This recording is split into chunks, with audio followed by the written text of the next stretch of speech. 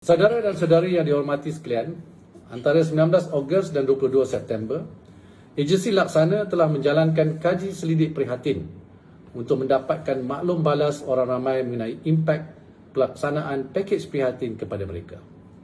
Ia juga adalah antara usaha kerajaan untuk mendengar suara rakyat secara berterusan dan hasil dapatan kaji selidik prihatin akan digunakan bagi merangka usaha-usaha pemulihan ekonomi. Ini termasuk belanjawan 2021 yang bakal diumumkan bulan November ini. Alhamdulillah lebih 11,000 responden telah diterima daripada rakyat.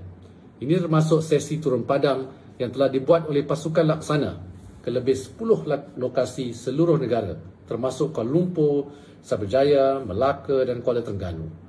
Mereka berjumpa dengan kumpulan sasar yang dikategorikan sebagai menghadapi masalah merentasi golongan pendapatan B40, M40 dan juga T20. Ini termasuk individu yang menganggur, bekerja sendiri atau merupakan pemilik perniagaan dan usahawan. Antara penemuan yang penting untuk dikongsi adalah seperti berikut. Dari segi profil responden, 61% responden adalah di dalam kategori umur 20 hingga 49 tahun. 76% adalah dari golongan B40, 18% daripada M40 dan selebihnya T20. 56% telah berkahwin, 81% mempunyai 1 hingga 4 tanggungan dan 98% daripada responden merupakan pengguna media sosial. Dari segi kepuasan pelaksanaan prihatin, antara dapatan utama kaji selidik prihatin termasuk lebih 80% responden berpuas hati dengan pakej prihatin. Daripada jumlah ini, 55% menyatakan tahap kepuasan yang tinggi dan 26% tahap kepuasan yang biasa.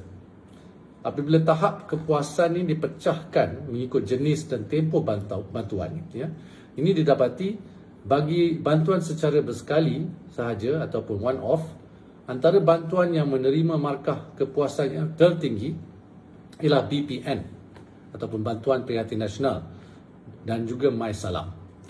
Pelaksanaan allowance pemandu teksi juga mendapat tahap kepuasan yang tinggi pada kadar 57%. Bagi bantuan yang dilaksanakan di antara 3 hingga 6 bulan pula, kepuasan tertinggi adalah untuk program pengekalan pekerja, ini 70%, diikuti moratorium PTPTN 69% dan juga allowance untuk Barisan Harapan 69%. Dan moratorium pinjaman bank automatik serta diskaun elektrik, ini kedua-duanya 67%. Pelaksanaan pemberian internet percuma 1 GB pada tahap kepuasan 65%. Bagi bantuan bersifat jangka masa panjang, skim pencen swasta dan pencaruman ataupun pengurangan caruman KWSP mendapat tahap kepuasan tertinggi, 69%. Manakala pengecualian tapak sewa dan pengecualian sewa projek perumahan awam mendapat tahap kepuasan paling rendah pada kadar 60%. Seterusnya, kaji selidik prihatin juga telah bertanyakan responden soalan mengenai penerimaan dan penggunaan bantuan-bantuan. Antara dapatan utama termasuk 50% responden telah menerima antara 3 hingga 5 bantuan yang berbeza.